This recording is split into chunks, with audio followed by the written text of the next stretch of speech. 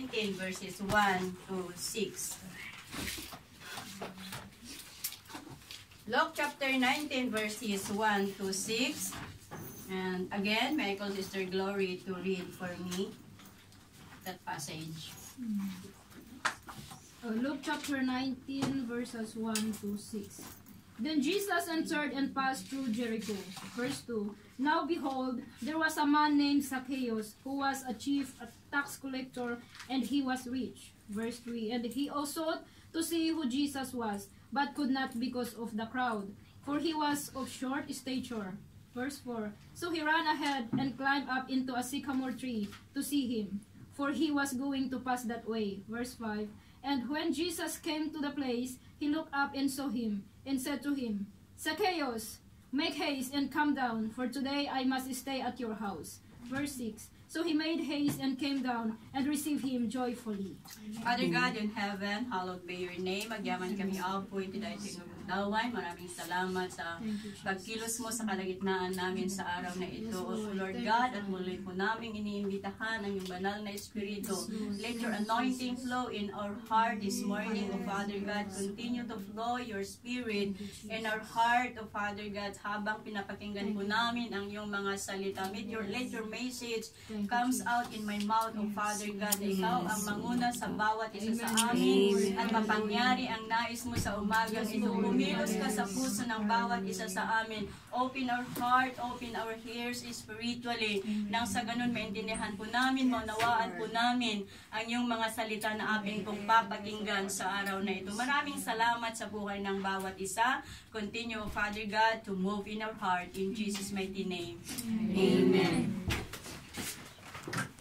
The title of our message this morning is The News in the Life of Zacchaeus. Ang bago sa buhay ni Zacchaeus. Sabi ko nung last Sunday, kung maalala nyo, na minsan ko nang na-message ito, pero ibang points.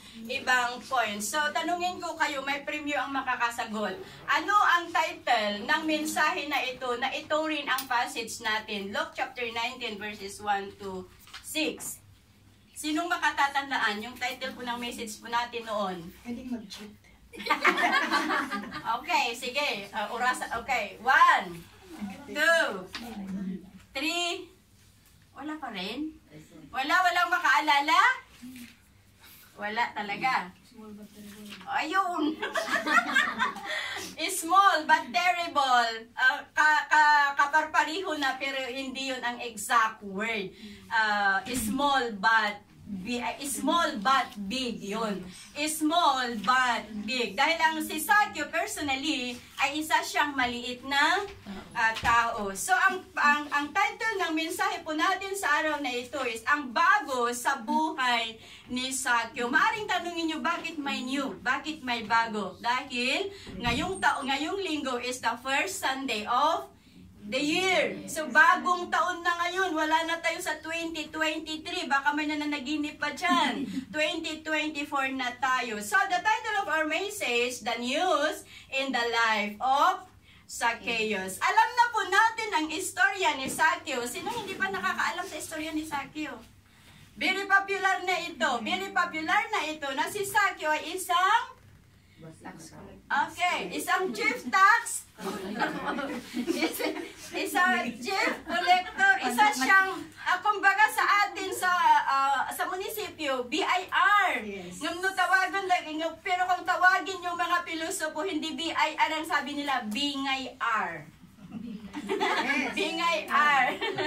Bingay-R daw. Kasi hindi naman lahat, pero siguro yung mga iba na nagtatrabaho sa BIR office, katulad ni Zacchaeus, di ba si Zacchaeus tax collector siya. Kapag naniningil siya ng mga buwis ng mga tao, hindi yung sapat na bayaran nila ang sisingilin niya, kundi dadagdagan niya. Sobra ang sinisingil niya sa mga tao. Kaya sabi dito na mayaman si Zacchaeus at maaaring yun na rin ang reason bakit naging siya ay mayaman dahil sobra-sobra kung maningil siya ng buwis. Kaya sa Pilipinas, tinatawag nilang bingay ar ang bingay ar. Dahil kung titignan po natin, baka lahat ng mga nasa BIR ay mayaman.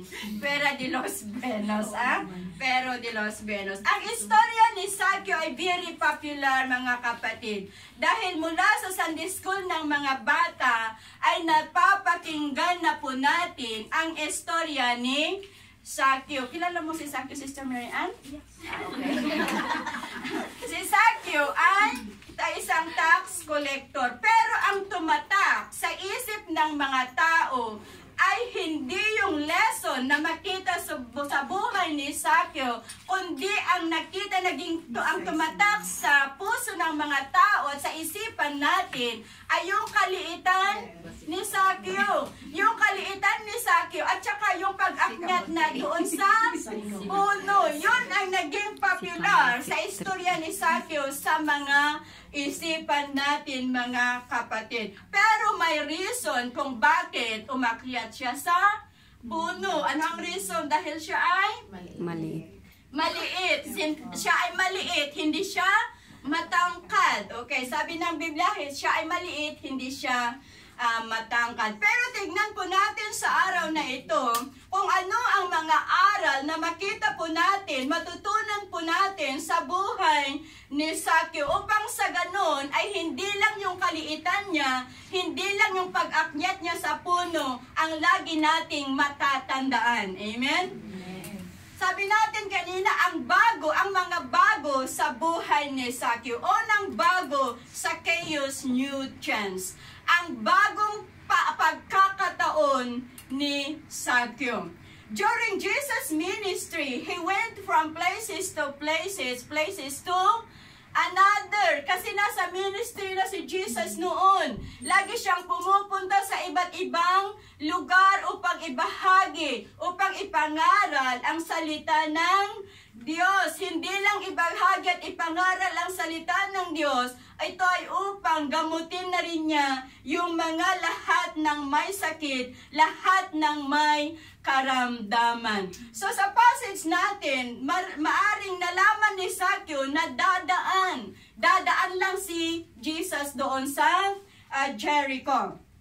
Dadaan si Jesus sa Jericho at ito'y narinig ni Sakyo dahil sa katunayan, hindi pa nakikita ni Sakyo si Jesus at curious siya kung ano ba ang itsura niya. Kung siya ba ay matangkad, kung siya ba ay gwapo, kung siya ba ay maputi, o kung siya ba ay maitim. Kaya nung nalaman niya na dadaan si Jesus sa Jericho, sabi niya, pagkakataon ko na ito para makita ko si Jesus. Dahil nga sabi natin kanina, siya ay curious kung ano ang itsura ni Jesus. So, sa pagdaan, so makita po natin that Zacchaeus had a chance to see Jesus and know Him who He really is. Dahil hindi niya kilala yung pangalan lang maari ang naririnig niya.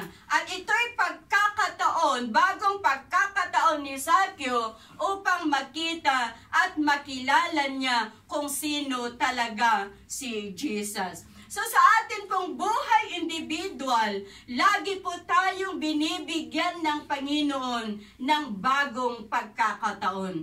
Bagong pagkakataon upang kilalanin natin siya ng mas higit pa sa ating pagkakakilala. Amen? Lagi niya tayong binibigyan ng bagong pagkakataon upang makita natin kung sino talaga ang Jesus, kung sino talaga ang Diyos na atin pong pinaglilingkuran. Ito ay ibinibigay ng Diyos sa atin. Ang pagkakataon na ito, laging ibinibigay ng Diyos sa atin.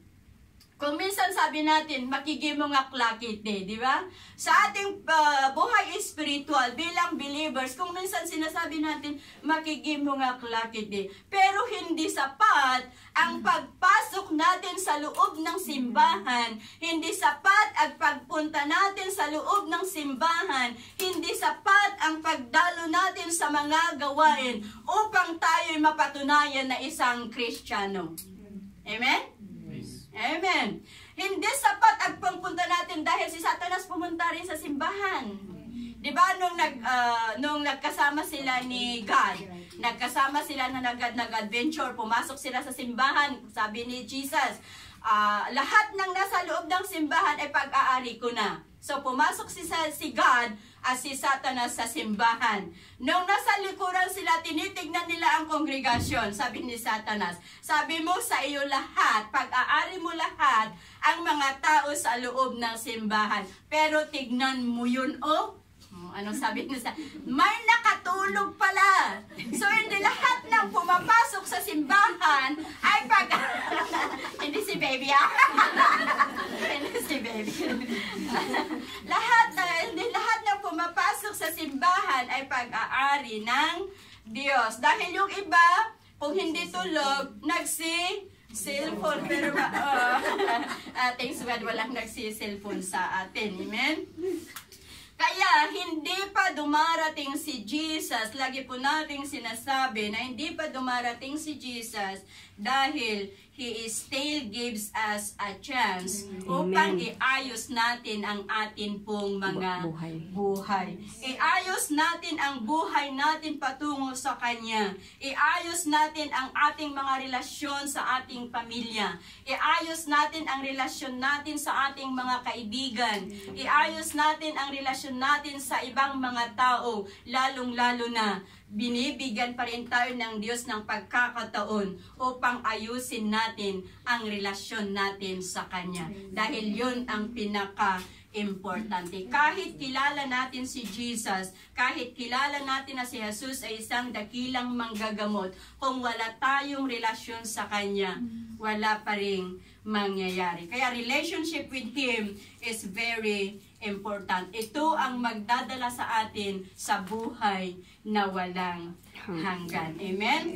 God loves us so much and He cares for us. Kaya hindi siya tumitigil na magbigay sa atin ng pagkakataon, bagong pagkakataon sa araw-araw na ginawa ng Diyos sa atin pong mga buhay upang paalalahanan tayo, upang bigyan tayo ng babala, upang ayusin natin ang ating mga buhay para sa Kanya. Madadayaw iti Apo. May kanta po natin, may kanta po tayo, sabi niya, the greatest things in all my life is to, anong tuloy?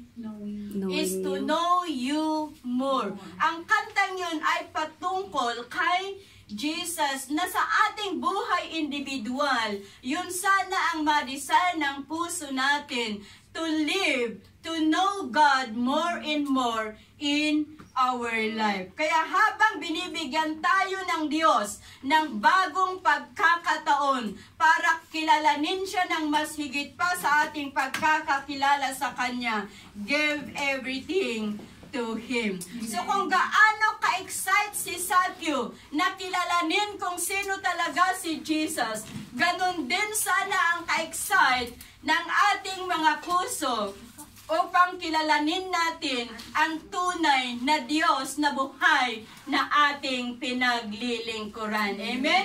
Maaaring tanungin natin, kilala ko na naman siya, di ba? Maaaring kilala natin, pero yung pangalan lang ang kilala natin. But the question is, how can we prove that we really know Him? Ano ang nagpapatunay na talagang kilala na natin ang Diyos? Mga kapatid, don't miss the chance to know God more and every single days in our life as Zacchaeus did. Yan ang unang bago sa buhay ni Zacchaeus. Binigyan siya ng Panginoon ng bagong pagkakataon upang makilala niya ang Panginoon sa kanyang buhay. Pangalawa na bago sa buhay ni Zacchaeus is Zacchaeus' new way. Ang bagong paraan ni Zacchaeus. Sabi natin kanina na si Zacchaeus ay tumatak sa isipan natin na umakyat sa puno ng sikamuro. At may rason kung bakit siya umakyat doon, dahil siya ay pandak, hindi siya matangkad kasi sa dami ng tao, parang parade. Ang mga tao na sumusunod kay Jesus, paano niya makikita si Jesus? Kaya sa dami ng tao, gumawa siya ng bagong paraan niya. Gumawa siya ng paraan upang makita niya mismo ang Jesus na sinasabi ng mga tao. So sabi natin na kapag pumupunta si Jesus sa mga iba't ibang lugar upang ipangaral ang kanyang mga salita, parang parada ang mga tao na sumusunod sa kanya.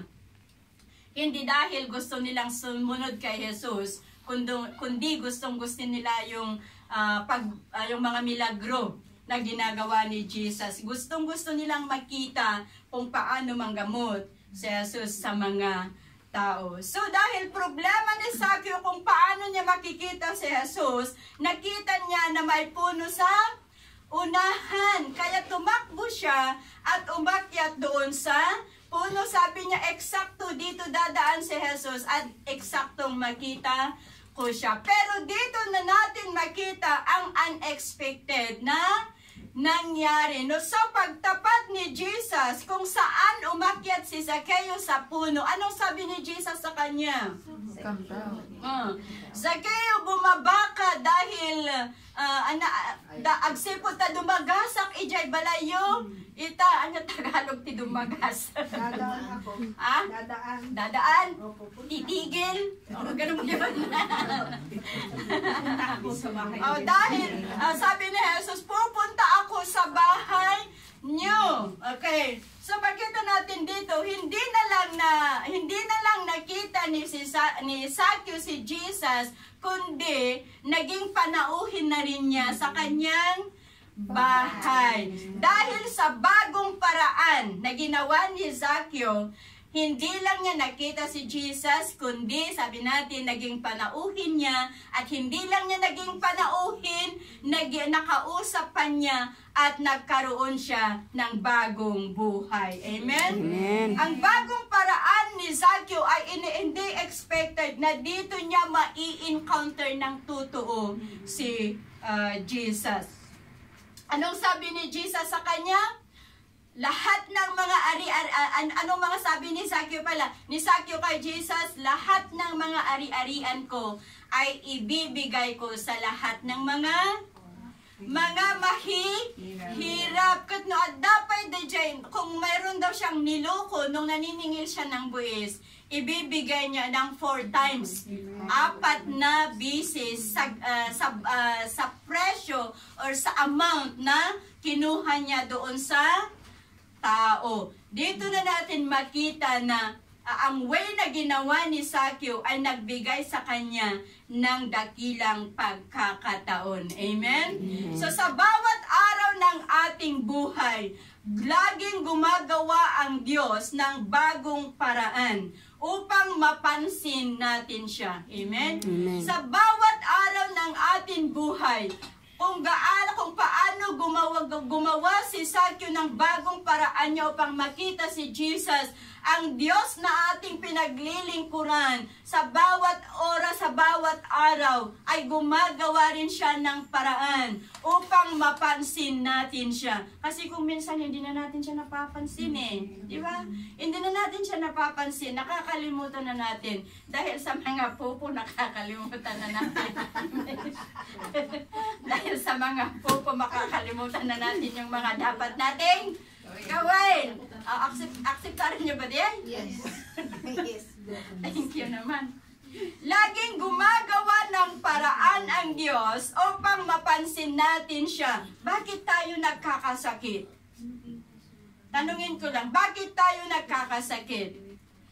Inaalam ng Panginoon na magkasakit tayo sakaling mapansin natin siya. Mapansin natin siya at tayo ay dumulog sa Kanya at tayo ay manalangin sa Kanya. Upang sa ganon, makita natin na ang Diyos na ating pinaglilingkuran ay hindi lang siya buhay, kundi siya ay buhay na Diyos na dakilang manggagamot sa bawat karamdaman ng bawat isa. Yan ang paraan ng Panginoon, isang paraan ng Panginoon upang makita, mapansin natin ang Panginoong Diyos? Bakit tayo nakakaramdam ng depression? Upang ma-realize natin na whatever circumstances we face, siya ay laging handa upang tulungan tayo. Siya ay laging handa na tugunin ang lahat ng mga pangangailangan natin, madaydayaw, itiapo. Bakit tayo dumadaan sa mga maraming pagsubok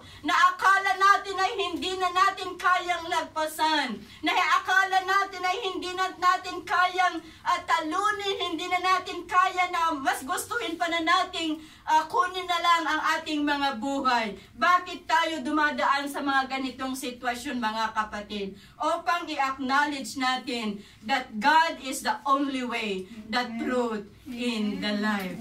Upang makita natin na ang paraan ng Diyos na ito sa buhay ng bawat isa sa atin ay mapansin ng bawat isa. That He alone our refuge, He alone our shield, He is a way maker, promise keeper, and a miracle worker sa buhay ng bawat isa sa atin. Kaya inaalaw ng Panginoon Diyos na maranasan po natin ang mga sitwasyon ito upang lalo natin siyang makilala that no one can compare sa kanyang kadakilaan. That our God is incomparable, that our God is unchangeable, that our God is unfathomable, madaydayaw Diyos. As a believer, iba't iba ang challenges na atin pong mararanasan. Lagi po natin sinasabi na ang isang Kristiyano ay hindi exempted sa mga pagsubok at hirap sa buhay. Kundi ang mga pagsubok at hirap na ating nararanasan ay ingredients ng buhay natin bilang isang Kristiyano. Pero ang mga ito na ating nararanasan ay hindi upang parusahan tayo ng Diyos, kundi upang bigyan tayo ng paalala, upang ipaalala niya sa atin na lagi tayong magtiwala sa kaya niyang gawin sa atin pong mga buhay. Upang sa ganun, mapatatag at mapatibay ang ating pananampalataya. Kaya huwag nating i-miss ang bagong pagkakataon na laging ibinibigay ng Diyos sa atin.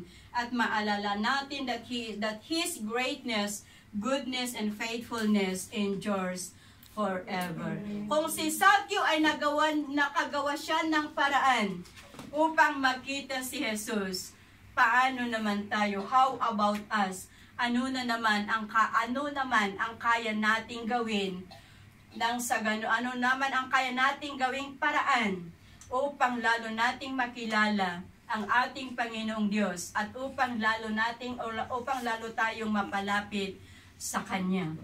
Pangatlo, Zacchaeus' new life. Pangatlo na bago sa buhay ni Zakeo ay ang kanyang bagong buhay. Dahil sa bagong paraan at bagong way na ginawa niya, ay nagkaroon siya ng bagong buhay. Hindi niya winalang pansin ang pagkakataon na ibinigay ng Diyos sa kanya at gumawa rin siya ng paraan, at sa ganitong sitwasyon na ginawa niya, siya ay nagkaroon ng bagong buhay. Makita po natin na sa pagtigil ni Jesus doon sa bahay ni Zakeo ay tuwang-tuwa si Zakeo, na kahit yung mga tao sa paligid ay nagmumurmur na. Sabi nila kay Jesus, bakit daw siya tumigil doon sa bahay ng isang makasalanan? Bakit daw siya tumigil doon sa bahay ng isang makasalanan? Pero hindi yun pinansin ni Zakeo. Ang nagtuunan niya ng pansin, nag-focus siya sa ating Panginoong Jesus. Kaya nung sinabi ni Zakeo na lahat ng kanyang ari-arian ibigay niya sa mahihirap, sa anong sabi ng Panginoon sa kanya? Ang kaligtasan ay dumating sa bahay na ito. At ang pagsasabi ni Zakeo na ibigay niya lahat ang kanyang mga ari-arian sa mga mahihirap is a great true confession and repentance in front of Jesus. Dito natin makita na hindi siya nagdahilan, kundi tinanggap niya ang mga kasalanang nagawa niya sa harapan mismo ni Jesus, and confess niya yung mga nagawa niyang kasalanan sa mga tao at sa harapan ng Panginoon. So sa ginawa ni Zacchaeus found a new life in Christ. So kung bakit nagkaroon si Zacchaeus ng bagong buhay, dahil hindi niya pinakawalan ang kanyang chance upang makita ang Panginoong Hesus. Hindi rin niya pinakawalan ang paggawa niya ng paraan nang sa ganun tunay niyang makita ang Panginoong Hesus. At sa ginawa niya, natanggap niya ang bagong buhay na walang hanggan. Natanggap niya ang bagong buhay na ibinigay ng Panginoong Diyos sa kanya maladayaw itiapo. Sa atin mga buhay individual, nung tinanggap na natin si Kristo bilang Panginoon at tagapagligtas ng ating buhay, sabi ni Apostle Paul, the old has gone and the new has come. Yung luma wala na, yung bago siya na ang nasa atin. Kadayt ako mga barunga biyag, ang bagong buhay na ibinigay ng Panginoong Diyos sa atin in every single days in our life. Ang desire sana ng puso natin ay laging mapagpabarukuma nga inaldaw dayt nga barunga biyag nga inted ni Apo Diyos kada tayo maredayaw iti Apo. Sabi ni Prophet Jeremiah sa Lamentation 3:22 and 23, the steadfast love, yung kinanta natin kanina ni Sister Mary Ann, the steadfast love of the Lord never ceases, His mercies never come to an end. They are new every morning. Great is your faithfulness. Dito natin makita na sa bawat umaga ng atin pong mga buhay ay laging bago ang katapatan ng Diyos na ating nararanasan. Na sa bawat umaga ng ating buhay, laging bago ang katapatan ng Diyos na atin pong nararanasan. And every single day is a fresh opportunity to begin a new life. Each new day is an opportunity to experience His grace and compassion. Laging bago ang pagmamahal ng Diyos na atin pong nararanasan sa bawat araw ng atin pong mga buhay. So ayaten nga kakabsat iti dahil tuwingal daw. Maaring sa nakaraang taon ay may nagawa po tayong hindi nagbibigay kapurihan sa ating Panginoong Diyos. Maaring sa nakaraang taon, may mga bagay po tayong nagawa na hindi po nagbigay kaluwalhatian sa atin pong Panginoon. God is always giving us a chance to right the wrong. Amen? Binibigyan tayo ng Panginoon ng pagkakataon upang itama natin ang ating mga kamalian. So, yung mga kamalian na nagawa na po natin sa nakaraang taon, huwag na nating balikan. Amen? Amen. New Year na ngayon, kaya bagong buhay na tayo. Barunga tawon, barunga Biyag. biyag. Barunga tawon, barunga Namnama. nakem. Okay? So, ang pagkakataon nito, ang pagkakataon ibinibigay ng Diyos sa atin, huwag sana nating sayangin. He gave us a chance to renew our life to Him, to renew our relationship to Him, to renew our commitment to Him. So kung gusto mong ma-renew ang commitment mo sa ating Panginoong Diyos, kung gusto mong ma-renew ang iyong responsibilidad sa ating mga pamilya at sa ating Panginoong Diyos, let's go to God with a humble heart and rededicate our life to Him. Amen. To mold us ayon sa Kanyang nais and allow Him to restore our hearts, to renew us, and to refuel us with the power of the Holy Ghost. Amen? So, ang desire po sana natin sa taong ito ay lalo tayong mag-apoy sa banal na Espiritu. Amen? Na ang desire po natin sa taong ito ay lagi po tayong maging matatag, lagi po tayong maging maging matagumpay, hindi lang bilang isang tao sa ating mga individual, kundi bilang isang anak ng Diyos. Sabi natin, lagi nating sinasabi, malapit nang darating ang ating Panginoong Diyos. Kaya huwag na nating sayangin ang pagkakataon na ibinibigay ng Diyos sa atin upang totoong ibigay natin ang ating mga buhay sa Kanya, upang totoong ibigay natin ang ating oras sa Kanya. Madadayaw iti Diyos. Kung gusto nating makarating sa buhay, kung gusto nating makamit ang buhay na walang hanggan. Yan ang mensahe ng Panginoon sa araw na ito.